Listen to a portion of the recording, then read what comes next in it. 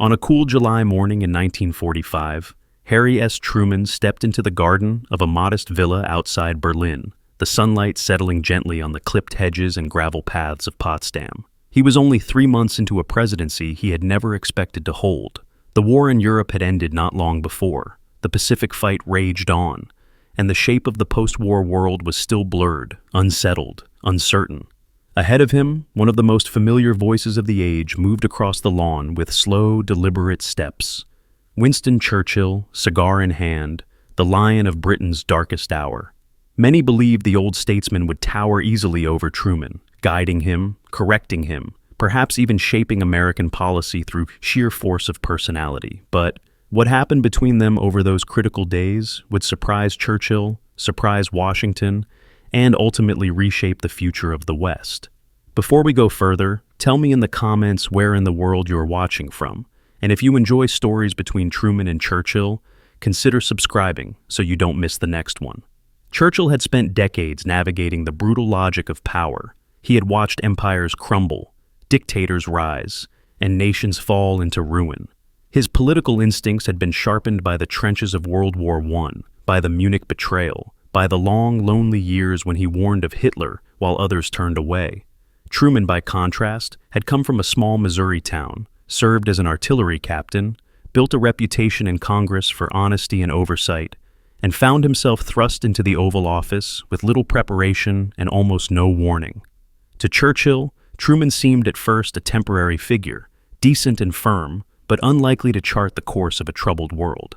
Yet, in the first private meetings at Potsdam, surrounded by gardens still echoing with the ghosts of collapsed German ambitions, Truman did something Churchill did not expect. He listened, yes, but he did not yield. He absorbed Churchill's grand warnings, his urgent pleas to confront Soviet expansion bluntly and early. But then Truman calmly laid out his own line. The West would stand united, but not be rushed. Strength would be matched by rebuilding, and the new order would not be shaped by any one man's instincts, no matter how legendary. Much of this early tension hid behind cordial exchanges and shared photographs. Publicly, the two men appeared aligned, their frames often captured side by side in the company of Stalin. But beneath the surface, their visions for Europe were already diverging. Churchill's Britain stood exhausted, battered by years of war, its empire strained, its economy shrinking, its colonies restless.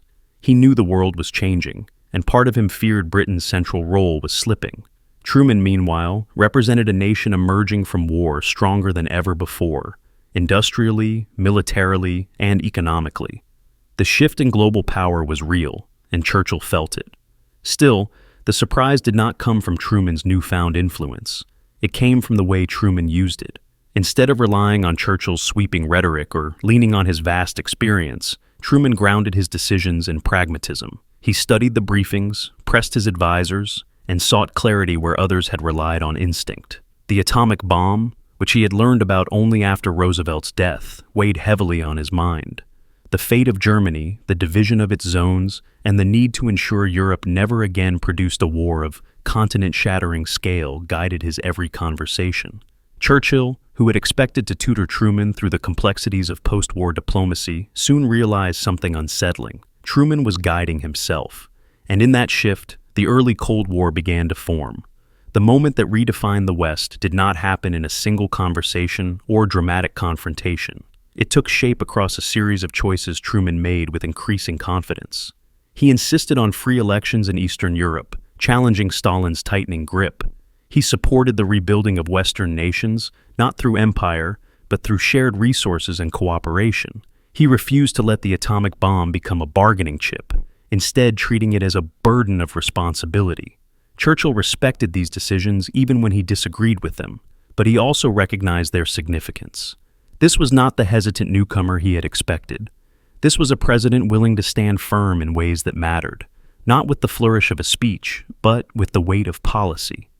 As the days at Potsdam moved forward, the gardens grew hotter, the meetings lengthened, and the shape of the post-war world gradually sharpened. Truman's calm steadiness contrasted with Churchill's grand, booming presence. Yet both men shared a fundamental goal: to prevent the world from slipping once again into chaos. Their methods differed, their instincts sometimes clashed, but both understood that the burden of leadership in those days was heavier than any had expected. And then came the moment that truly surprised Churchill. In a private session, when the topic of Soviet intentions in Eastern Europe arose, Churchill delivered one of his fierce warnings, describing the danger in vivid, uncompromising terms. He expected Truman to nod, to defer, to follow his lead. Instead, Truman gently but firmly set his own boundary. He would push for freedom and stability, he said, but he would not allow Britain's strategic fears to dictate America's actions. The United States would lead, but in its own way. For Churchill, it was the first clear sign that the world he had known, one where Britain anchored Western strategy, had ended. And it was also the moment he began to see Truman differently. Not as the successor to Roosevelt, not even as the representative of American power, but as a leader in his own right. That shift marked the beginning of a new Western order. The two men continued their discussions across long dinners and tightly scheduled conferences. They debated the future of Germany, the balance of influence in Europe, the handling of displaced populations, and the fragile hope of avoiding another global conflict. Truman listened closely to Churchill's warnings about Stalin, yet he always returned to the principle that Europe's recovery depended not on fear, but on cooperation. In the evenings, Truman sometimes walked the garden paths alone, thinking through the day's challenges. He had stepped into the presidency in one of the most turbulent moments of modern history, and each decision felt momentous. But he had already learned something essential. Leadership was not about echoing the voices around him, even those as powerful as Churchill's. It was about choosing a path that balanced strength with restraint, vision with patience. When the conference ended and Churchill departed, he carried with him a new understanding of Truman. The surprise had been profound. Truman was not merely rising to the occasion, he was reshaping the very framework of Western leadership. When Churchill returned to London after the Potsdam conference, he carried with him a sense of quiet unease. The world had shifted while the British Empire was still catching its breath, and the man he had initially regarded as an untested amateur was now clearly emerging as the figure through whom the future of the West would flow. Yet even Churchill could not have predicted how quickly events would begin to confirm that impression. Within days of his return, Britain went to the polls. The wartime coalition that had carried the nation through its darkest hour dissolved into a democratic reckoning. Churchill assumed he would be re-elected easily. Instead, he was swept out of office in a landslide. A new Labour government took power, and the man who had guided Britain through war found himself packing up his papers, his cigars, and his now famous Homburg hat. The empire he had fought to preserve no longer wanted him at the helm. Truman watched the news with a mixture of sympathy and astonishment. Only weeks earlier, he and Churchill had debated the future of Europe across long tables, maps spread between them, the stakes bordering on existential. Now Churchill was a private citizen. But what struck Truman most was the look on Churchill's face when the election results arrived. Not anger, not despair, but resignation, as though he had known, deep down, that the tide of history was moving past him. Still, Churchill was not a man who disappeared quietly. He wrote, he traveled, he met privately with American and European leaders, and he watched the Soviet Union tighten its grip on Eastern Europe. Poland, Hungary, Romania, one by one, they slid behind Stalin's tightening curtain. The hopes many held at Yalta for genuine Eastern European independence were fading fast. By early 1946, Churchill had reached a conclusion he could no longer keep private. He believed the West needed to face the Soviet threat openly and urgently. America had to lead that effort, and Truman had to understand the scale of what was coming. Churchill felt that Roosevelt had been overly trusting of Stalin, lulled by wartime cooperation. Truman's instincts had surprised him at Potsdam, but he still wasn't sure the new president fully grasped the danger. And so Churchill traveled to Fulton, Missouri, to deliver a speech that would become one of the defining statements of the 20th century. The phrase he coined, Iron Curtain, would enter the global vocabulary. But what mattered even more was who was sitting beside him when he delivered it: Truman. The symbolism was unmistakable. The former British Prime Minister and the sitting American president stood united in warning of a world dividing into two camps. Churchill's speech was stern, dramatic, uncompromising.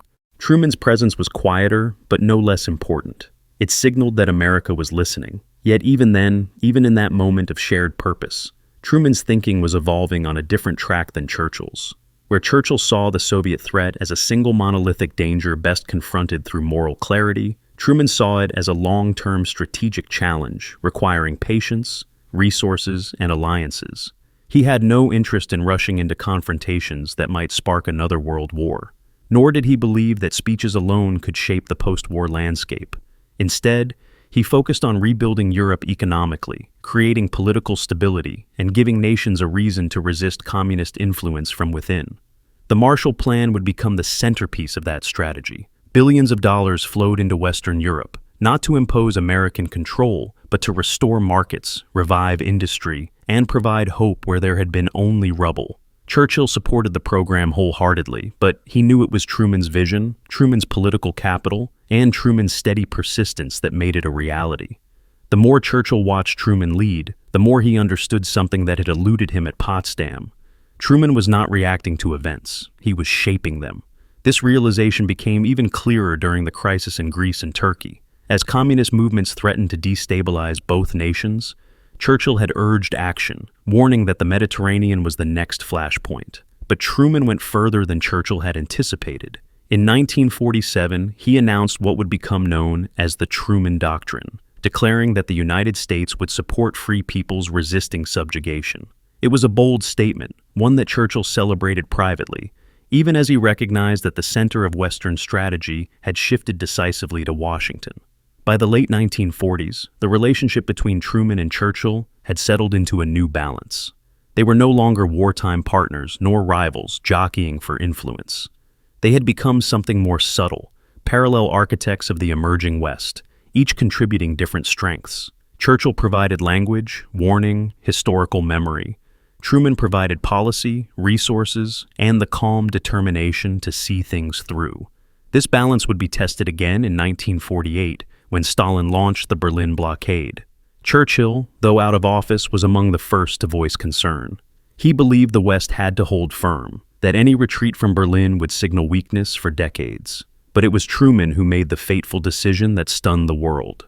Rather than force a confrontation on the ground and risk war, he ordered the Berlin airlift, a feat of logistical audacity that few believed could succeed. Day after day, night after night, American and British aircraft carried food, medicine, and fuel into a city sealed off by Soviet forces. Churchill privately marveled at the scale of the effort, recognizing that Truman had chosen a path that reflected both strength and restraint. It was exactly the sort of balanced approach Churchill had once doubted Truman capable of choosing. In the end, the airlift broke the blockade, Stalin relented, and the West emerged more united than before. Churchill would later write that Truman had proven himself a great and faithful friend of freedom. But what he didn't say outright, though many historians have noted it since, is that Truman's steady leadership had surprised even him. The moment that redefined the West had not been a single exchange, a dramatic argument, or a clash of tempers. It had been the accumulation of choices, deliberate, measured, sometimes quiet, always consequential, that established the United States as the anchor of a new Western alliance. By the early 1950s, when Churchill returned to office as Prime Minister, the world he had helped save during the war was now firmly shaped by Truman's decisions. NATO had been created, Western Europe was rebuilding, and the boundaries of the Cold War were becoming clear. Churchill and Truman met again, older now, their faces marked by years of strain and responsibility. They spoke not as mentor and student, nor as rivals, but as two men who had weathered a turning point in history together. Churchill's respect for Truman had deepened into admiration. Truman, for his part, valued what Churchill had provided: warnings when needed, pressure when necessary, and a certain moral clarity that sharpened the stakes of the moment. When Truman left office in 1953, he received little of the praise his decisions would later earn. His approval ratings were low, his presidency criticized, his choices questioned. But time, as it often does, altered the view. Historians began to see the arc of his leadership more clearly, recognizing the stability he had built in years filled with uncertainty. Churchill lived long enough to watch Truman's reputation rise. What surprised Churchill most was not the policies Truman built, nor the alliances he nurtured, nor even the economic power he quietly mobilized across the Atlantic. It was something simpler, quieter, harder to measure: Truman's staying power.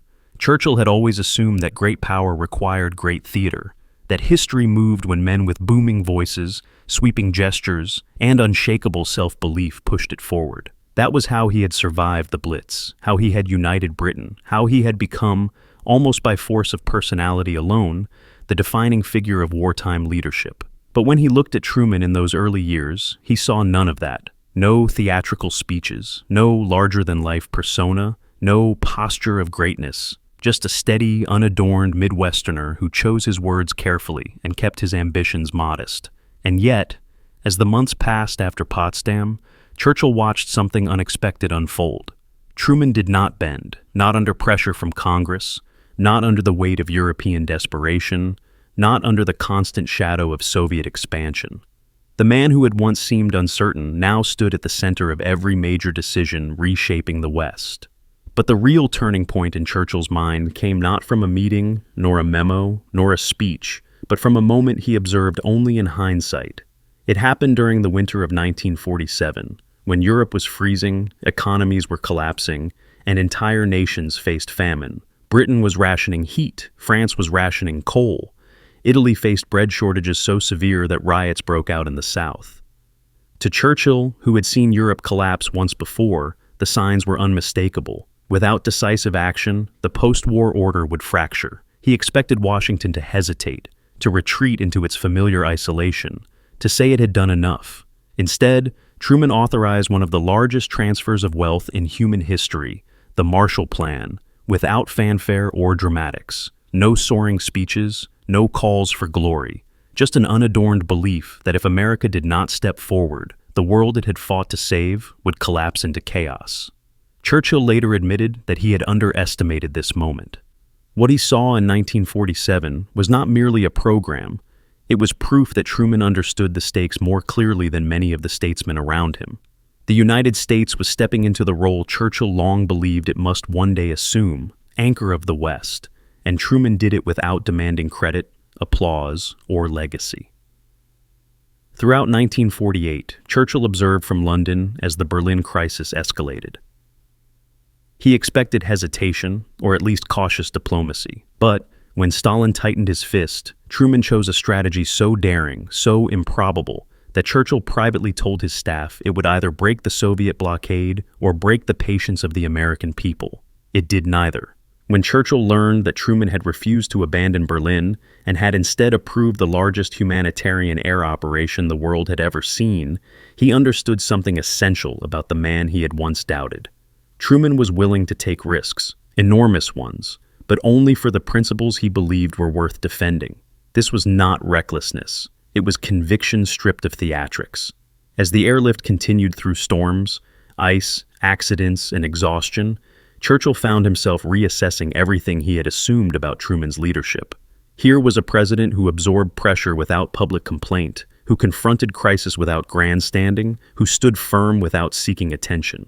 It was a temperament Churchill had rarely encountered in the world of high politics, a kind of quiet courage that did not announce itself but revealed itself in action. By the time Stalin lifted the Berlin blockade, Churchill understood that Truman's leadership had altered the trajectory of Europe more profoundly than any single policy or speech. It wasn't just that the West had prevailed, it was how it had prevailed, through resolve, endurance, and unity, rather than standoffs or ultimatums. In the years that followed, Churchill became increasingly aware of how crucial Truman's steadiness had been in preventing the early Cold War from spiraling into open conflict. He saw it in the measured way Truman handled the growing pressure in Eastern Europe. He saw it in the creation of NATO, a step Churchill himself had long favored but never believed he would live to see.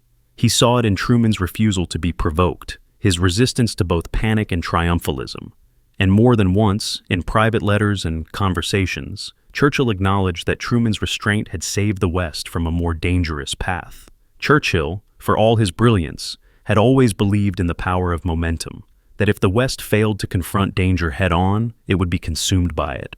Truman believed something slightly different, that danger should be confronted, yes, but not in ways that risked the kind of catastrophic miscalculation Europe had endured in 1914 and 1939. While Churchill often urged sweeping moves, Truman focused on slow, deliberate steps that could withstand pressure over time. This difference was not merely tactical, it reflected the worlds they came from. Churchill had risen in the age of empires, where bold strokes defined power. Truman had risen in the age of industrial war, where caution could mean the difference between conflict and annihilation. And as the nuclear age dawned, Churchill began to understand something else. Truman's instinct for restraint was not weakness. It was a form of strength uniquely suited to a world where a single decision could end civilization. By the early 1950s, Churchill had come to appreciate that Truman's leadership had been the ballast the West desperately needed. Not dramatic, not glamorous, but essential. He began speaking publicly about Truman with a tone that surprised even those close to him. The doubts of 1945 had faded. In their place was admiration, and something very close to gratitude. Truman had not sought greatness, but Churchill now believed he had risen to meet it. In his later writings, he described Truman as brave, loyal, and steadfast, qualities he had not fully appreciated when they had first walked the garden paths of Potsdam. In the decades that followed, the story of how Truman surprised Churchill became more than a footnote. It became a lens through which the early Cold War could be understood. The West did not emerge strong because its leaders always agreed. It emerged strong because, even in disagreement, they held to a shared purpose. And so, as we look back on those uncertain years, a pattern becomes clear. Churchill's voice warned of danger. Truman's hand steadied the response. Together they shaped the path that carried Europe from the ruins of one war into the long, shadowed stability of another. Now, I want to hear from you. If you had stood beside Truman and Churchill in those fragile months after World War II, whose instincts would you have trusted? Churchill's urgent warnings or Truman's steady patience? And how do you think their different approaches helped shape the world we live in today? Share your thoughts in the comments. And if you want more true stories on Truman and Churchill, or more stories from the hidden corners of post-war history, don't forget to like this video and subscribe to the channel.